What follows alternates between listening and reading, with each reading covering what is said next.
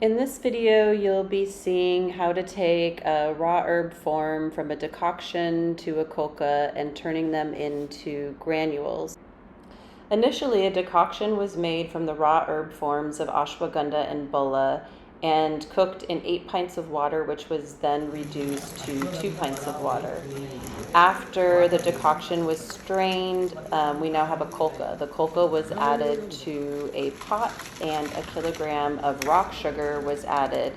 Here we stir the rock sugar over heat until it reaches a viscosity that resembles honey. So you can see in several of the videos, we're testing the viscosity and we're looking for the sugar to be fully broken down and integrated until we reach something that resembles honey. As our mixture now begins to resemble the same viscosity as honey and it begins to cool, you'll start to see small granular bits starting to form.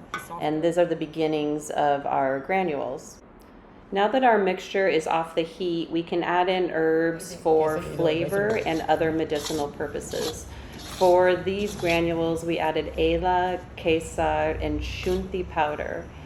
At this point now, the mixture is it's cooling and it's becoming drier and drier. So really we're just mixing and mixing until we're breaking it apart into smaller pieces. As you can see, each step we're having smaller chunks. We're still integrating all of the ingredients together until we begin to end up with smaller pieces that's really starting to resemble brown sugar.